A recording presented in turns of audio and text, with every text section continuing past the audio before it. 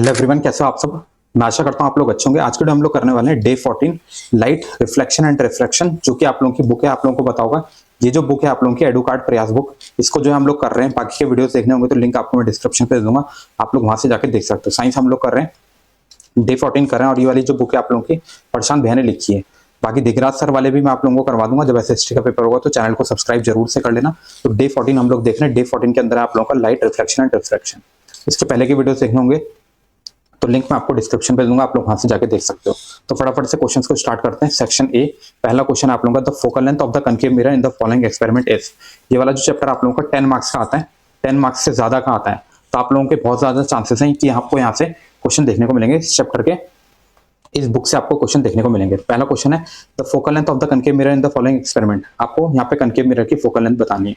तो आप लोगों को देखो, ये आप लोगों को दिख रहा होगा जो ऑब्जेक्ट है आप लोगों का, वो कहाँ रखा है, इन्फिनिटी में। जो ऑब्जेक्ट है वो कहाँ रखा है, इन्फिनिटी में। तो इमेज कहाँ बनेगी आप लोगों की, फोकस पे। इमेज कहाँ बनेगी, फोकस पे। अभी देखो आप लोगों का ये वाला जो डिस्टेंस है, ये कितना आप लोगों का 12 पॉइंट, ये जो आ रहा है आप लोगों का 12 पॉइंट, आप लोग देखोगे यहाँ पे 12.8 आ जाएगा। जब आप लोग ये कैलकुलेट करोगे तो 12.8 आ जाएगा। और ये वाला जो डिस्टेंस है आप लोगों का, ये वाला पॉइंट है जो ऑब्जेक्ट वाला है, जहाँ पे इमेज बन रही है, सॉरी, वो वाला कहाँ पे आप लोगों का, वो कितना हो जाएगा 6.2। मेजर करोगे 5 यहाँ पे, 5.2, 5.4, 5.6, इस तरह से आप लोग जाओगे तो यहाँ पे आप लोगों का बन जाएगा 6.2। तो माइनस करोगे 12.8 से 6.2 को, तो ये बन जाएगा आप लोगों का 6.6। करेक्ट आंसर है आप लोगों का ऑप्शन डी। ऑप्शन डी जो है आप लोगों का यहाँ पे करेक्ट है, 6.6, ये आप लोगों का आंसर आ जाएगा। ये जो आप लोगों की जो इमेज बन रही है, जब भी आप लोगों का ऑब्जेक्ट इन्फिनिटी पे होता है, इमेज आप लोगों की फोकस पे बनती है। तो ये डिस्टेंस हम लोगों ने यहाँ पे मेजर कर ली। चलिए नेक्स्ट क्वेश्चन को देख लेते हैं। नेक्स्ट क्वेश्चन क्या कह रहा है, which of the following is true. थोड़ा फास्ट चलेंगे, ज्यादा एक्सप्लेनेशन नहीं दूंगा क्योंकि जो है आप लोगों का एग्जाम आने वाला है। तो ये वाला आप लोगों का जो क्वेश्चन है, which of the following is true, इनमें से कौन सा जो आप लोगों का ट्रू है। कन्वेक्स लेंस जो है 4 डायप्टर पावर होती है, हैविंग फोकल लेंथ ऑफ 0.25। तो कनकेव जो कन्वेक्स लेंस होता है उसकी जो आप लोगों की फोकल लेंथ होती है वो प्लस में होती है। तो ये आप लोगों का करेक्ट है। F इक्वल टू 1/P, या फिर आप लोग कह सकते हो P इक्वल टू 1/F। इस वाले फॉर्मूले में जब आप लोग डालोगे और ये मीटर में आप लोग वैल्यूज को सेट करोगे तो आप लोगों का जो है ये वाला आंसर सही हो जाएगा। देखो ये वाला रॉन्ग है, क्यों, कन्वेक्स लेंस की -4 नहीं हो सकती, बी ऑप्शन गलत हो जाएगा। क्योंकि कन्वेक्स लेंस की जो पावर होती है वो प्लस में होती है। कनकेव लेंस की +4, ये भी गलत है, ये भी गलत हो जाएगा। क्योंकि कनकेव लेंस की जो पावर होती है माइनस में होती है। सी ऑप्शन भी गलत हो जाएगा। Concave lens has power and power having a focal length of 0.25। जो कनकेव लेंस है उसकी जो पावर है -4 डायप्टर है और उसकी जो फोकल लेंथ है 0.25 हो जाएगी। तो ये आप लोगों का जो है, ये भी आप लोगों का क्या हो जाएगा, यहाँ पे गलत हो जाएगा। फोकल लेंथ भी क्या होगी आप लोगों की, नेगेटिव होगी। तो ये भी गलत हो जाएगा। तो पहला वाला आप लोगों का जो है करेक्ट है, क्योंकि पावर भी प्लस में और फोकल लेंथ भी प्लस में। तो ऑप्शन ए जो है करेक्ट हो जाएगा। क्वेश्चन नंबर 3, इसका आंसर क्या है, द इमेज ऑफ द, इनमें से कौन से ऑप्शन जो है आप लोगों के सही है। The image of the object will be a virtual one. Image जो है आप लोगों की ऑब्जेक्ट की वर्चुअल है यहाँ पे। तो इमेज जो है आप लोगों की वर्चुअल नहीं होगी, क्योंकि ऑब्जेक्ट का आप लोगों का फोकस और सेंटर ऑफ कर्वेचर के बीच में। तो ये आप लोगों का गलत हो जाएगा। The reflected will be along the same path as the incident, ये आप लोगों का करेक्ट हो जाएगा। The image of the object will be inverted, image जो है आप लोगों की ऑब्जेक्ट की इन्वर्टेड होगी, बिल्कुल इन्वर्टेड होगी। इमेज यहाँ पे कहीं पे बन रही होगी आप लोगों की। और this is a concave mirror, hence the focal length will be negative. तो ये आप लोगों का करेक्ट है। ये आप लोगों के सारे जो है आप लोगों के करेक्ट हो जाएंगे। सेम पाथ को फॉलो करेगा इंसिडेंट रे अपोजिट डायरेक्शन में। जो आप लोगों की रिफ्लेक्टेड रे है ऐसे आएगी, तो इंसिडेंट जो आप लोगों की इंसिडेंट है अगर वो ऐसे है तो रिफ्लेक्टेड आप लोगों की उल्टी पाथ को फॉलो करती है। तो इसमें आप लोगों का कौन सा ऑप्शन सही है, थर्ड का हो गया आप लोगों का, ये वाला हो गया आपका सी वाला, सेकंड, थर्ड एंड फोर्थ। तो ये ऑप्शन सही हो गया। नेक्स्ट क्वेश्चन पे चलते हैं, क्वेश्चन नंबर 4। थोड़ा फास्ट चलेंगे, ज्यादा टाइम नहीं हमारे पास। Refractive index has no unit.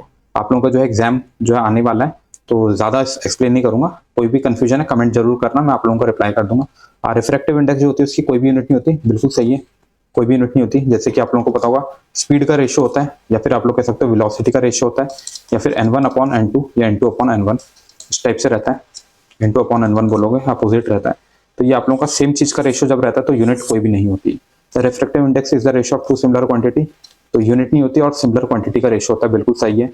तो आप लोगों का जो है ऑप्शन ए सही हो जाएगा। A and R true and R is the correct explanation of A. Next question है question number 5। The word ambulance जो है आप लोगों का लिखा रहता है इस टाइप से, तो ये बिल्कुल सही है। Is written in the form, इस टाइप का रहता है। The image formed in a plane mirror is same size of the object, ये भी सही है, ये भी सही है, बट ये इसका एक्सप्लेनेशन नहीं है, रीजन जो है यहाँ पे करेक्ट नहीं है। तो तो आप लोगों को इसमें किस में दे रखा है आप लोगों को इस तरह का answer, both A and R true and R is not the correct explanation of A. तो बी ऑप्शन जो है यहाँ पे करेक्ट हो जाएगा। चलिए मूव करते हैं अगला क्वेश्चन नंबर 6। जो भी क्वेश्चन है सारे इंपॉर्टेंट क्वेश्चन है, आप लोग देख रहे होंगे competency based question, previous year question, ये सारे क्वेश्चन मैं आपको करा रहा हूँ। ये वाला देखो क्वेश्चन कितनी बार रिपीट हो रखा है, तो ये सारे क्वेश्चन मैंने आपको करवा दिए। चलिए नेक्स्ट चलते हैं, एमसीक्यू छोड़ के अब आगे चलते हैं। बहुत ज्यादा चांसेस है आपको यहाँ से क्वेश्चन देखने को मिलेंगे, तो वीडियो को जरूर से शेयर कर देना। आगे के चैप्टर्स भी चाहिए होंगे तो मैं आपको बता दूंगा, बट आप लोग जो है पुराने वाले चैप्टर्स को भी देख लो, उसका लिंक जो है मैं आपको डिस्क्रिप्शन पे दे दूंगा। जितने चैप्टर्स हम लोगों ने कराए वो एक बार जरूर से देख लेना। तो रीड्रॉ करने के लिए बोल रहा है based on the diagram also mark the angle of incidence, तो इस तरह से आप लोग कर लेना। मैं आप लोगों को जो है डायरेक्टली क्वेश्चन पे लेके जाता हूँ। इस टाइप से आप लोगों को देखो, ये आप लोग डायग्राम यहाँ पे ड्रॉ कर सकते हो। ये डायग्राम आप लोगों का जिस तरह से बता रहा है, इंसिडेंट रह जाएगी आप लोगों की पैरेलल है तो फोकस से पास हो जाएगी। इस टाइप से आप लोगों का जो यहाँ पे डायग्राम बन जाएगा। चलिए नेक्स्ट आप लोगों का क्या दे रखा था, also mark the angle of incident and the ray of, तो इस तरह से आप लोग जो एंगल ऑफ इंसिडेंस रिफ्लेक्शन को जो है यहाँ पे मार्क कर सकते हो। हाँ 2017 में आप लोगों का क्वेश्चन आ रखा है और बहुत इंपॉर्टेंट बुक है एडुकार्ट की, जो आप लोगों की प्रयास बुक है। मैथ्स जो है मैं आप लोगों को करवाऊंगा, अगर व्यूज अच्छे आएंगे और आप लोग जो है सपोर्ट करोगे तो जरूर से जो है मैथ्स और एसएसटी में आपको कराऊंगा। कमेंट भी करना अगर आप लोगों को मैथ्स और एसएसटी चाहिए होगा। चलिए नेक्स्ट क्वेश्चन को देख लेते हैं। Sudha find out the sharp image of the window pane of her science laboratory is formed at the distance of 15 centimeter from. She now try to focus the building her outside the window instead of the plane without disturbing the lens. In which direction will she move the screen to obtain a sharp image of the building? What is the approximate focal length of the lens? तो दो question है, पहले एक question को देख लेते हैं।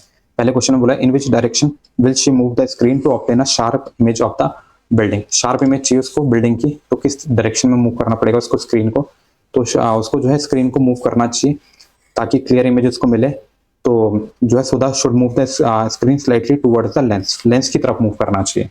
और this because when the object distance increases the image distance decreases. Object का डिस्टेंस जैसे जैसे बढ़ेगा इमेज का डिस्टेंस क्या है इस पर्टिकुलर केस में क्या होगा, घटने लग जाएगा। What is the approximate value focal length of this lens, तो फोकल लेंथ की जो आप लोगों की अप्रॉक्सीमेट वैल्यू होगी when she try to focus, ये आप लोगों का आंसर हो गया 7th वाले का। अभी जो है इसका सेकंड पार्ट जो है उसका देख लेते हैं हम लोग। जो आप लोगों की अप्रॉक्सीमेट फोकल लेंथ की वैल्यू होगी वो हमेशा कितनी होगी, 15 सेंटीमीटर से लेंस विल बी लेस होगी, बट एक्यूरेट आप नहीं बता सकते क्योंकि यहाँ पे आप लोगों का जो है डेटा सफिशिएंट नहीं है, क्योंकि वी और यू आपको प्रॉपर्ली नहीं दे रखा है। इस टाइप से आप लोगों का जो है यहाँ पे डायग्राम हो जाएगा, ये आप लोग एक्सप्लेनेशन भी देख सकते हो। चलिए नेक्स्ट पार्ट पे चलते हैं। नेक्स्ट पार्ट क्या कह रहा है आप लोगों को, सेक्शन सी का आप लोगों का यहाँ पे क्वेश्चन है। इसका जो है आप लोगों का नेक्स्ट पार्ट क्या कह रहा है उसको देख लेते हैं। देखो आप लोगों का जो है ये ग्लास स्लैब का आपको डायग्राम दे रखा है, जिसमें कि आप लोगों का एयर से जो है लाइट रे ग्लास में गई, या आप लोगों का ग्लास है फिर वापस से एयर में आ गई। यहाँ पे आप लोगों का इंसिडेंट रे, इमरजेंट रे, इस टाइप की रेस आपकी बनती है। और जो आप लोगों की इंसिडेंट रे और इमरजेंट रे होती है ये पैरेलल होती है, आप लोगों को पता होगा।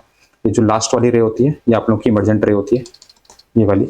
चलिए क्वेश्चन पे देख लेते हैं, क्वेश्चन में क्या बोल रहा है। But causes the ray of light to deviate from its original path। Original path से डिवेट क्यों होती है, रे ऑफ लाइट जो होती है वो ओरिजिनल पाथ से डिवेट क्यों होती है। तो देखो the change in optical density, जो आप लोगों की ऑप्टिकल डेंसिटी जो है चेंज हो जाती है, और जो स्पीड होती है वो जो हो जाती है आपकी चेंज होती है। एयर जो है जो रेयर मीडियम होती है वहाँ पे ज्यादा स्पीड ऑफ लाइट होती है, जो डेंसर होती है उसमें स्पीड ऑफ लाइट जो होती है कम होती है, इसलिए जो है आप लोगों की रे ऑफ लाइट जो है बैंड करती है। इंपॉर्टेंट क्वेश्चन है, इस टाइप के एग्जाम में आते हैं। अगला क्वेश्चन है प्रेरणा absorb that the emergent ray is parallel to the direction but the emergent ray has been displaced sideways along incident ray, why did it happen। तो वही मैंने आपको बताया था, इमरजेंट रे और जो इंसिडेंट रे होती है वो पैरेलल होती है, बट जो है थोड़ा सा डेविएट कर जाती है। क्यों, क्योंकि लेटरल डिस्प्लेसमेंट की वजह से। इसका एक्सप्लेनेशन आपको यहाँ पे दे रखा है। तो लेटरल डिस्प्लेसमेंट की वजह से जो है थोड़ा सा डिस्प्लेस हो जाती है साइडवे, जो कि आप लोगों की इंसिडेंट रे होती है और आप लोगों की इमरजेंट रे होती है।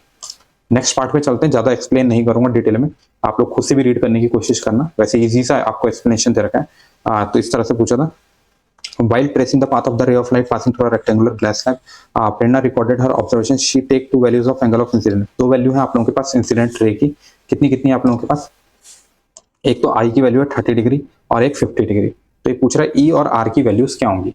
आई की वैल्यूज आपको दो दे रखी है 30 और 50 डिग्री, तो ई और आर की पूछ रहा है। ई होता है इमरजेंट और आर होता है रिफ्रैक्शन सॉरी।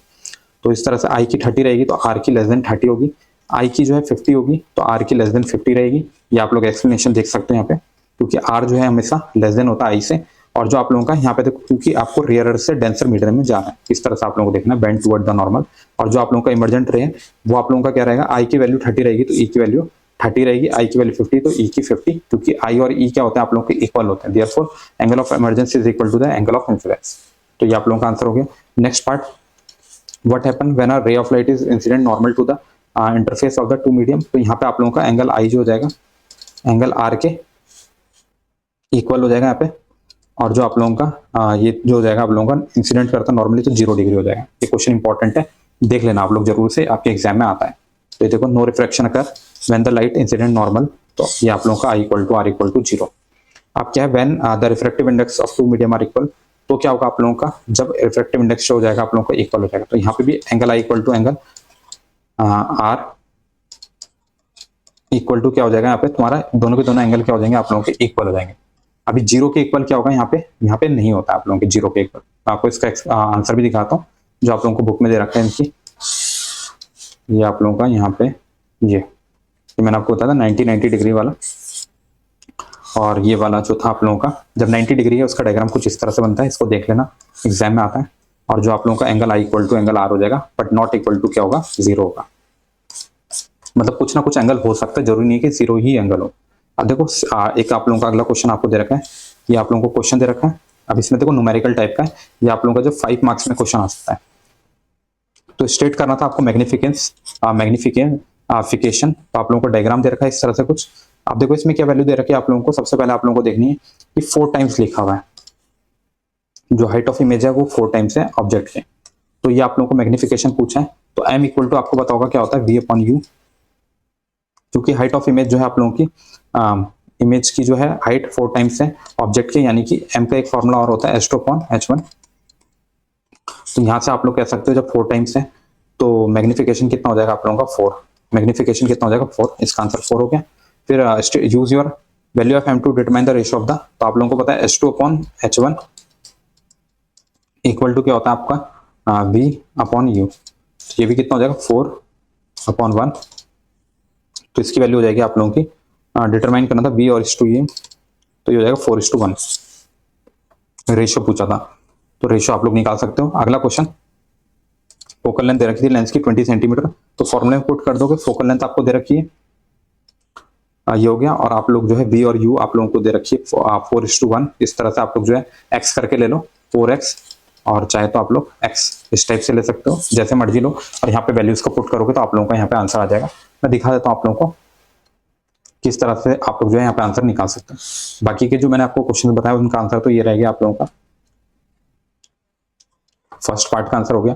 फोकल लेंथ का आप लोगों का देखो यहाँ पे पूछा था इसने, calculate the object distance, object distance आपको निकालना है थर्ड वाले पार्ट में। तो फर्स्ट का हम लोगों ने आंसर देख लिया, सेकंड का आप लोगों का ये रेशियो मैंने बता दिया था 4:1, और थर्ड वाले का जो है आप लोगों का इस तरह से आप लोग वैल्यूज पुट करोगे। यहाँ पे 1/20 फोकल लेंथ की है 4, और ये आप लोग 4x भी कर सकते हो यू को, तो आप लोग एलसीएम वगैरह लोगे तो यहाँ पे आप लोगों का जो है आंसर आ जाएगा, यू की वैल्यू कितनी आ गई -15। पुट कर लेना, आ जाएगा आप लोगों का इजीली, क्योंकि दो आप लोगों के एक आप लोगों को जो है v और u की टर्म्स में आप लोग वैल्यूज को पुट कर दोगे, आप लोगों का आंसर आ जाएगा। तो अगला है यूज योर आंसर ये second and A third calculate v भी आप लोग कैलकुलेट कर लेना, वही लीनियर इक्वेशन इन 2 वेरिएबल करके आप लोग जो है वैल्यूज को पुट करोगे। तो v की वैल्यू कितनी आ जाएगी 60 सेंटीमीटर इस टाइप से। अब बताओ माइनस का मतलब क्या होता है, अगर नेगेटिव में है v तो इसका मतलब क्या होता है, कौन से केस में, जब आप लोगों का लेंस कौन सा है, जब आप लोगों का लेंस है कॉन्वेक्स लेंस। अब पावर निकालने आप लोगों को, the power of lens is calculated, ये फॉर्मूला दे रखा है, फोकल लेंथ दे रखी इक्वल टू है 1/f की जगह आप लोग क्या करोगे 1/20 रखने से पहले आपको इसको मीटर में चेंज कर लेना है, मीटर में चेंज करोगे फिर आप लोग जो है 100 ऐसे करके कर सकते हो, 25 आ जाएगा आप लोगों का, प्लस में आ जाएगा क्योंकि आप लोगों का कॉन्वेक्स लेंस है। तो इस टाइप से आप लोग चलोगे तो ये 5 डायोप्टर आपका आ गया। पावर की जो यूनिट होती है वो होती है डायोप्टर। इस तरह से आप लोगों का ये लास्ट वाले क्वेश्चन का आंसर है। चलिए वीडियो कैसा लगा जरूर से कमेंट करना, कोशिश की मैंने जितने जल्दी आप लोगों को एक्सप्लेन कर पाऊँ, क्योंकि जो है टाइम कम है। बाकी के चैप्टर्स भी चाहिए होंगे तो आप लोग कमेंट करना, और जितने वीडियोस हम लोगों ने किए उसका लिंक मैं आपको डिस्क्रिप्शन पे दूंगा, कमेंट सेक्शन में दूंगा, आप लोग वहां से जाके जो है वीडियोस को देख सकते हो। इसी के साथ वीडियो को यहीं पे क्लोज करते हैं। वीडियो पसंद आया तो वीडियो को जरूर से शेयर करना। मिलते हैं नेक्स्ट वीडियो में, तब तक के लिए गुड बाय।